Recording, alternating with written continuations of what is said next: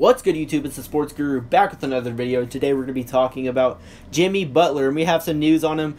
Jimmy Butler has no intentions of signing an extension with the Minnesota Timberwolves due to young players acting nonchalant. What do we know about Jimmy Butler? He loves to play hard and he likes to be coached hard. He really takes basketball serious, and he does not like his teammates not taking it serious. So, also, Bleacher Report tweeted that he's not very fond of Karl Towns, and which is weird, and this is why I believe this situation to be true. Before the draft, you all remember the picture of Karl Towns in a Devin Booker jersey. There was a whole thing going on that Karl Towns does not want to be in Minnesota, which makes you think that Minnesota has a bad locker room right now. You know, there's a lot of stuff going on possibly with him, or there could be other players involved too. So it could be a very toxic locker room, which could lead to Jimmy Butler getting traded somewhere, or, you know, just letting him walk. When you look at Minnesota, they are a team that, if you were the GM, would you rather keep Jimmy Butler or Karl Towns? Of course, you're going to choose Karl Towns. He's on his rookie contract still. I think he has 2 more years of it, actually. And also, Jimmy Butler just came off a knee injury. I think it was like a meniscus, something with a torn meniscus or something like that. You can correct me on that. But for Dallas to make a trade with Jimmy Butler, I have a trade for you, okay?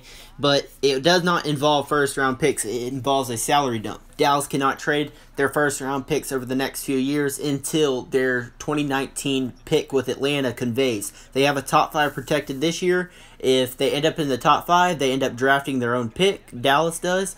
Or if they are out of the top 5, then, you know, they get their 2020 picks back and their 2021 picks back.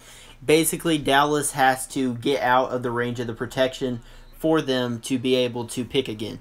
But Dallas right now is not able to trade any of their first-round picks, and they would have to take on a salary dump. And Memphis is a team that, you know, you have a young center, you have Andrew Wiggins, who you're still waiting for somebody to kind of turn out, kind of a bust, but I wouldn't say a bust yet, okay? I'm not going to give up on him yet, okay? He's decent, but he seems to be quite wild sometimes for $130+ million, I believe. But if Minnesota is truly trying to compete, they would love to free up some cap to go look at somebody.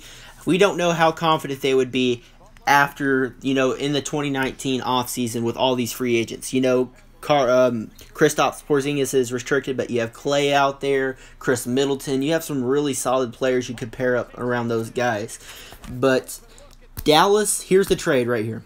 Dallas trades Harrison Barnes, Wesley Matthews, and a few second-round picks, okay, or a second-round pick, for Jimmy Butler and taking on the contract of Gorgui Dieng. So, basically, after this season, Minnesota has $30+ more million than they would have had with Dallas, you know, making that trade with Dallas.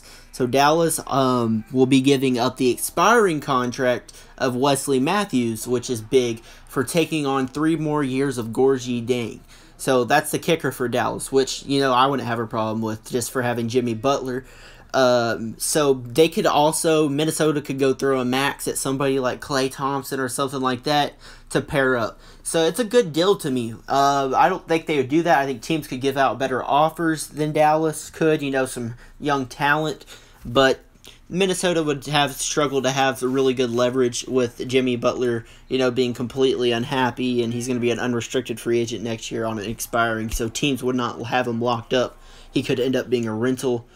But unless they're able to Paul George it, you know, and re-sign him, and they know that they'll love him, then you're not going to be able to do that. So I see Dallas really going out and signing him instead of trading for him. I don't think a salary dump really would get the deal done with Jimmy Butler, but I'd love to see him in a Dallas Mavericks uniform, taking the spot of Wesley Matthews, an elite defender, and could do everything on offense. I do not think he's a superstar. I think he's a star, a great number 2 to Luka, and Dennis would be a great number 3. I think Dennis is the 3 pretty much.